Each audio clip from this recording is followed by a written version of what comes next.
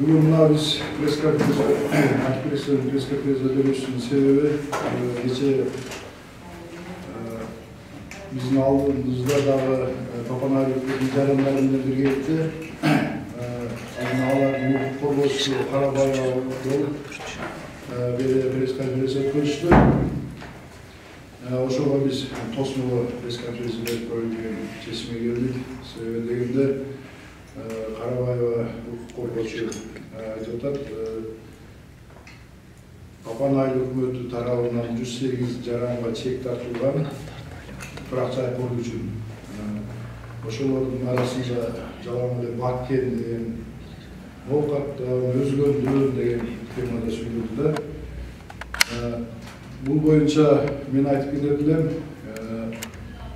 ошол Папанайлы үкіметінің жер комиссиясынын төрагасы катары 2017 жылы 17 майда биз жалпы комиссия 19 орамдан турат. Анын арасында Карасу райондук мамлекеттик каттоодон, архитектурадан дагы кошулган комиссиялар бар анын арасында. Ошого менен биргеликте 108 адамды 108 жарандын тизмелерин тактаганбыз. Алар бардыгы кезектүү, бардыгы Папанайлынын тургундары. Бир дагы бөтөн жактан башка райондон же болбосо башка айылдардан жок. Ошол боюнча мен алганбыз, кийин алар арызданышып, кезеги жетпей калып же болбосо жер албай калгандар арызданган. Ал боюнча азыр коргоо органдары тергөө жүргүзүп атат. Мен айтып кететилем, бардыгы мыйзамдуу. Мен Папанайлы үкіметінің жер әдісі Ермак Көштеревич. Бұл жер 2005 жылы 18 август 377 тоқтамды Қырғыз Республикасының премьер-министрі тарабынан 42 гектар сулы жер, жана 6 гектар кайра жер болып, бардығы 48 гектар жер трансформация болып келген қалыпты қоршық құтырды. Ал жерлерден бүгінгі күнде 5 гектар жер қалған елі, ал 5 гектар жерге генплан чийилип 19 адамдан тұрған Папанайлы үкіметінің жер бойынша түзілген комиссиясында 15 май 2017 жылында қаралып, протокол түзіліп, ала тұрған 108 жараналы айыл өкіметтен тоқтам шығарылып, беріліп, архитектура тарабынан азық қағылып, қолдарына ақысы жасап алынған. 2018 жылдың 28 апрель күні Қарасу райондық прокуратура тарабынан 5 гектарға бойынша текшерүү жүргүзүлүп, текшерүүнүн жыйынтыгы Ош областык прокуратурасына өткөнүп берилип, Ош областык прокуратура Ички иштер министрлигинин тергөө бөлүмүнө өткөрүп, бүгүнкү күндө тергөө амалы жүрүп жатат.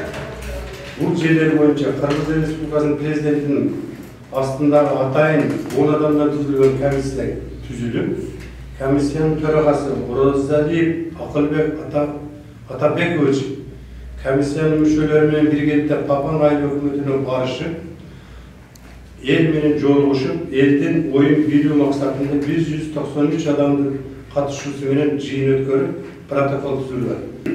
Шактоочу Карабаев өзүнүн берген маалыматы боюнча 108 адамга 5 сотиктен Жалал-Абадтык тургундарга, Ноқаттык жана Ош шаарынын Фуркат айылында жашаушыларына жана өздөрүнүн туугандарына, тааныштарына, мектеп жашындагы неберелерине берип жиберген деген маалыматтарды айтып өттү. Бул боюнча далил жок, жалган маалымат деп себеби 108 жарымга жер комиссиясы бир карап, ар бир жарымга 4 сотиктен берилген. Ал жер инвалидтерге, жарым жетимдерге, эмчээсин калкынын досу бар адамдарга жана 2003 жылы чыгарылган токтомдорду ала албай калган жарандарда комиссияда карап туруп, ошол комиссиянын негизинде токтом алышкан. Жактоочу Карабаева Ермаков койчунун 2 баласын 40 гектарга кан сарай салган деп айтып өтүп маалыматында. Бул жалган сөз. Бүгүнкү күндө дагы айтып кетчү чоң маселе турат. Мисалы, ушул жерден elden önü tuğra, jana çındık, birinci jerde жалған көрсөтмөлөрдү берип, Акиперестеги да аброюн түшүрүп жатышатылар. Себеби ушул жерде менин бир дагы жерим жок деп көрсөтмөлөр бар.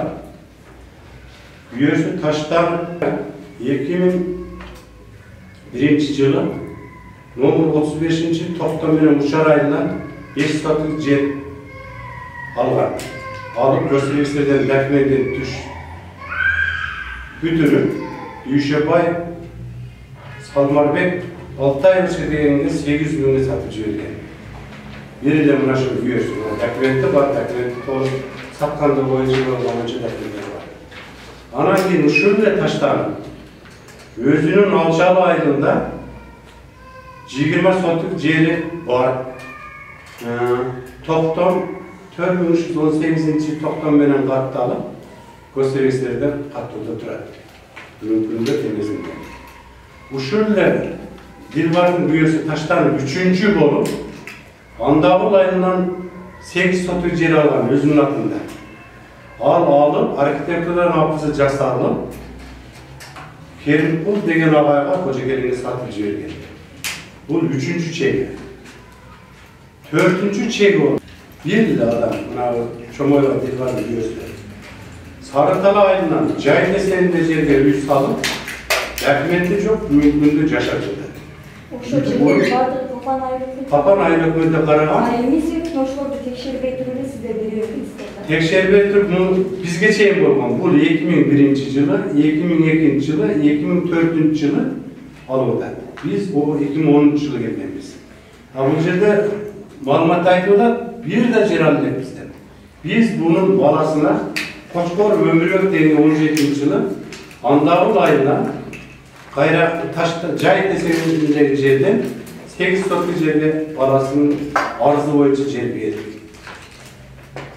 Мына документтер толук Качан берилген? тиркелген 2017 жылы берди. Эме болот. Баласына бердик. Адамдын үйөсү 4 жер пайдаланылды. 3-өөнү сатылды, бирөөнү ошол 4 жерди пайдаланган баласына да берер деген. Баласы мыйзамдуу түрдө эме болуп атат да. Жашы жетип арызынан айрылып, кезектелүү келип калган үчүн биз бердик. Бирок бул арызданбаса бул нерсе чукулбайт. Бул нерсени эме кылгандан чукулуп документтерди териштиргенде чыгып атат да бул эме. Бүгүнкү чейин келип келди. Мына ушинтип бул жерде бир 4-5 адам гана арызданып отурат. Арыздануучулардын баардыгынын түрдүү себептери бар. Ошондой жер менен бизнес кылган адамдар дагы жер алуу максатында ушундай иштерге барып органга берилгенде айтып атпаймынбы, баягы жерди алып, убагында алып, сатса өзүнүн ыктыяры экен да. Ал эми сата берет экен. Мурдагы мыйзамда 3 жылга чейин сатпаш керек, сатса кайра эме болуш керек деген нерселер болуп нерселер алынсам азыр. Мен ошол маалымат айтымында, маалымат согушунда биз жеңилгендик үчүн келдик. Мен баягы 108 жаран барбы, жер алган. Ошонун бирөөсү. Баягы Карабаев деген айтып атпаймынбы? Ал Карабаев айсалта Папанда жашабайт. Кожокелинде жашабайт. Папандын элдин социалдык абалын кимге жер муктаж, кимге муктаж эмес экенин ал кантип билет? Мен ошол жөнүндө айтайын деп келдим. Сиз кайсы кызматта иштейсиз? Мен эч жерде иштебейм. Мен колум мындай жооруп кеткен кара таман дыйкан 6 балам бар, 3 балам үйлөнгөн, 2ден неберем бар. Ошондо 17-18 адам бир үйдө жашап атабыз. Максатыңыз эмне бияка? Максатым биз мена чектейген. Балама 6 балалуу адамга өмүрүндө биринчи жолу чектеп атат. Участок, жер участок. Анан кийин бир уч топ бизге тоскоолдук кылып атпайбы? 108 адамга мыйзамсыз жер тилди. Ошол мыйзамды түшүнгөн адам, укук коргоочу адам кантип билип атат мыйзамсыз чектеген 108 адамга? 108 адамга мыйзамсыз жер берди, Папанын чоңдору коррупционерлер деп атат. Мыйзамды түшүнгөн адам катары сыпаттасак эгер Карабаевбыз. Анда айтпай туруш керек, соттун чечими чыкканга чейин коррупционерлер, Папанын чоңдору. Биз билебиз ошол жерде жашап, кимге ылайык, кимге ылайык эмес экенин жер алыш. Мен айтат элем, ушул силердин маалымат каражаттар аркылуу кайрылат элем мен ошол Карабаева дегенгечи. Карабаева урматтуу деген келбейт. Карабаева сиз бир аз алган акчаңызды акташ үчүн Bir uç adamların hukukun korkabamız. 108 adamın hukukun korkabamız. Alacakta 108 adam bardığı yarım jettim, toğulak jettim.